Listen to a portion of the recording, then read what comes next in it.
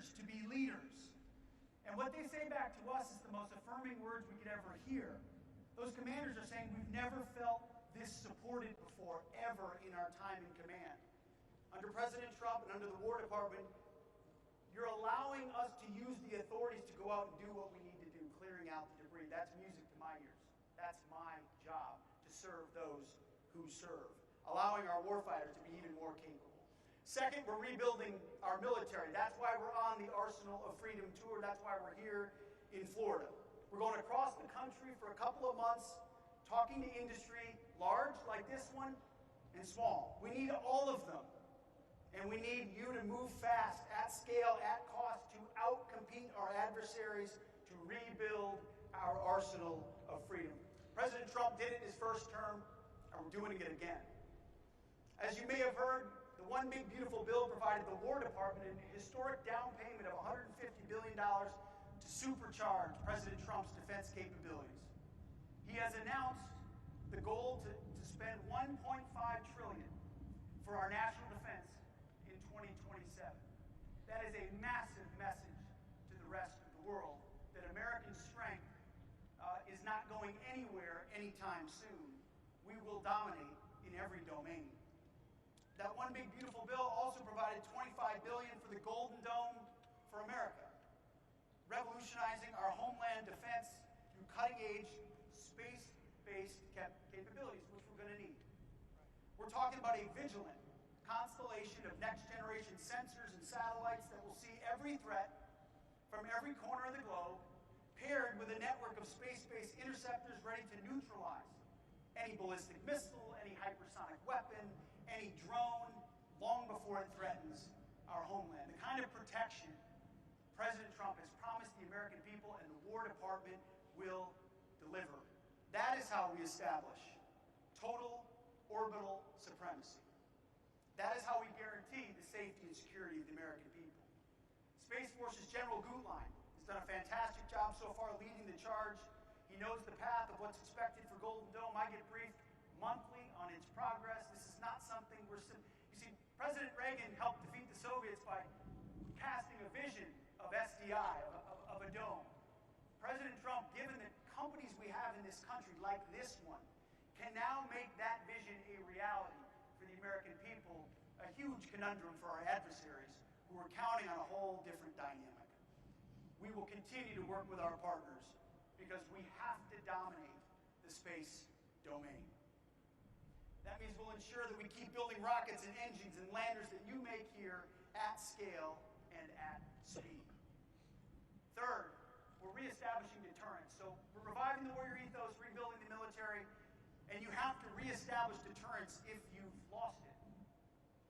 Whether it was the disastrous withdrawal in Afghanistan, a sin and a shame on our country, or what happened on October 7th with Hamas and Israel, or the war in Ukraine that never would have happened if President Trump was president, or the radicals who shot at our ships and we didn't respond, or the invasion of our southwest border of tens of millions of illegals. The world saw an open invitation to challenge America under the previous administration. It didn't feel like America was prepared. Biden was asleep and Lloyd Austin was AWOL. So the first thing we did at the War Department was reestablish deterrence. It started on day one. We locked down the southern border. We've gone 8 months with 0 crossings at the southern border. Turns out we didn't need new authorities, we just needed a new president. Credit to Customs and Border Protection, our law enforcement partners, Immigration and Customs Enforcement, and others who do a very difficult job every day. The War Department was proud to stand beside them since day one. We also reestablished deterrence through our efforts with the Houthis, Operation Rough Rider. Now, from the beginning, some people thought, the Houthis? Why do we have to deal with the Houthis? Well, it's because the Biden administration allowed Islamists to shoot at our commercial and military ships, and we didn't respond. All the way back to the presidency of Thomas Jefferson, we've understood that free navigation of the seas is a core tenet of the United States of America. You don't shoot at American ships Yet Joe Biden allowed those attacks to go on as if it was a new normal, a new status quo. Well, we responded, and after 50 days of relentless bombing, the Houthis cried uncle. They said, okay, we won't shoot at your ships anymore. They were dying, literally and figuratively, to make a deal. And American ships now in that region and all around the world sail freely. Look at Iran and what President Trump said about their nuclear capabilities. Iran will never have a nuclear bomb.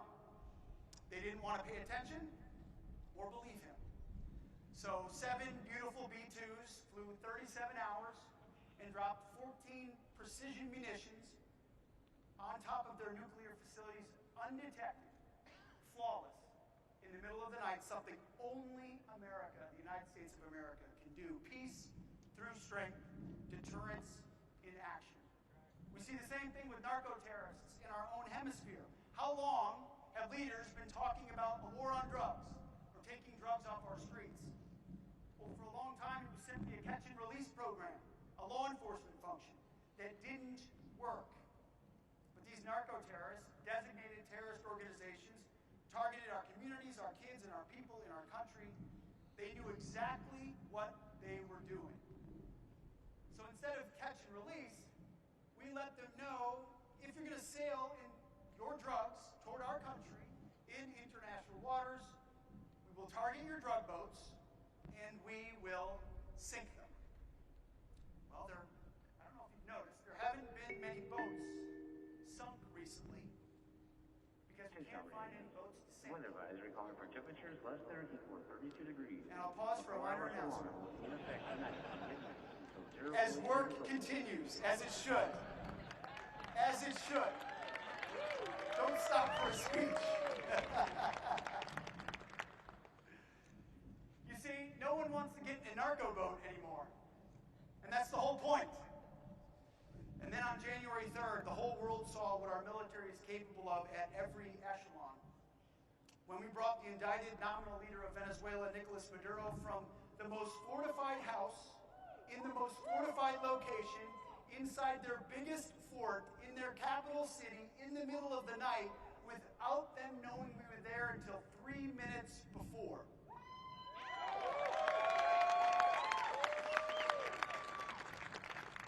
The most sophisticated single raid in the history of the planet.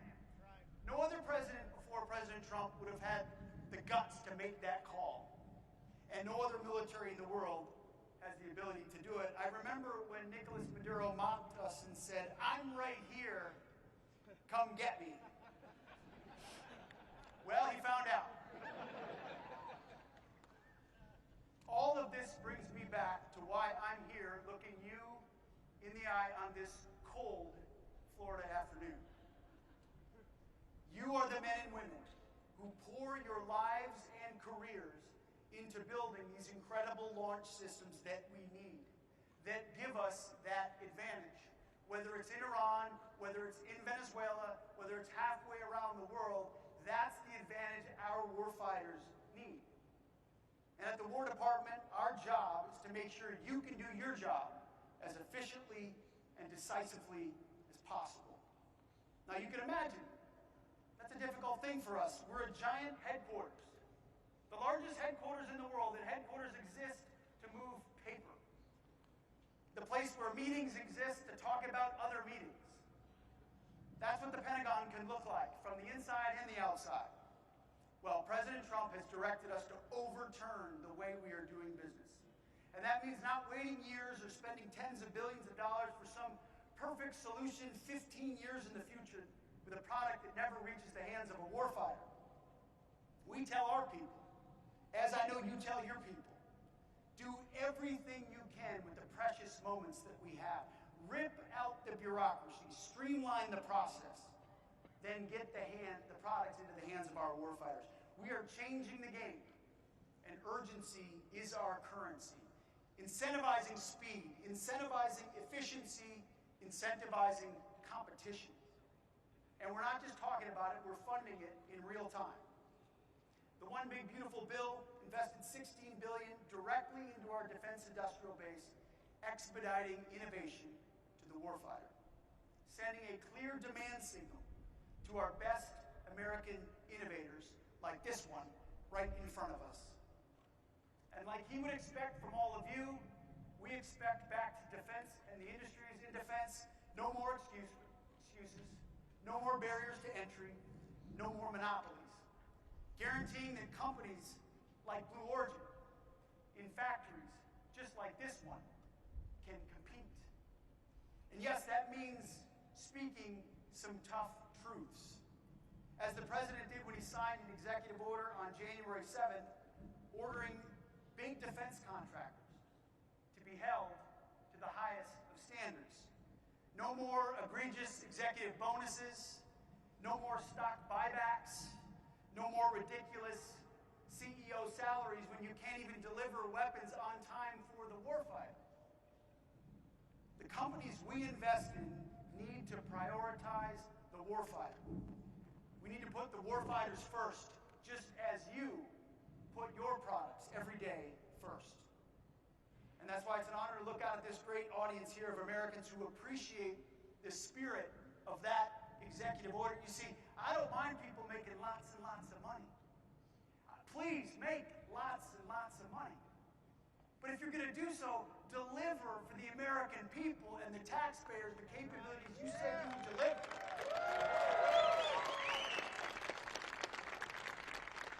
That is something you do here. And so I hope you make lots of money. I'm telling the guy who makes a lot of money to make a lot of money. We love that. I'm a capitalist. We all are. But we need to raise the bar. The urgency of the moment requires it. You sit in the Oval Office with President Trump, and I know you have, sir, you feel it. He gets what we're up against. He gets how important it is. He understands the capability of the American worker. That if we unleash the American worker and American industry, we will outcompete. We will out-innovate. But buildings like the Pentagon have held that back for decades. And with this Arsenal of Freedom tour, we say no more. We will unleash American space dominance. You see, it was President Trump also, in 2019, who established the Space Force as the 6th military branch, and he established it for a reason. In this era of warfare, we can't just command the skies and the seas or our hemisphere. We have to dominate the ultimate high ground. We've always known this. Any infantryman knows this. Anybody knows this. Whoever controls the high ground controls the fight. Space is the ultimate high ground. So we will chart the path. We will set the tone. We always have, and we will again. So in conjunction with our efforts from the Space Force, we will continue to ensure peace through strength with our private partners who are critical. Companies like Blue Origin, companies like SpaceX, and others who are critical to ensuring that we dominate space. We welcome those partners, and we will stand shoulder to shoulder with you in these critical efforts. You see, we don't care. You care. But we don't care what company name is printed on the side of a rocket. You should care. I know you hope it says Blue Origin. We don't care what company name appears on ladders on planes or what company name is painted on a satellite. We just want the best. And we don't care how many lobbyists or accountants companies have. If you create the best, the fastest, at cost, on behalf of taxpayers and warfighters, you're going to win. And that's what President Trump's War Department expects. And I'm hopeful, and based on what I saw today, Blue Origin's going to do plenty of winning.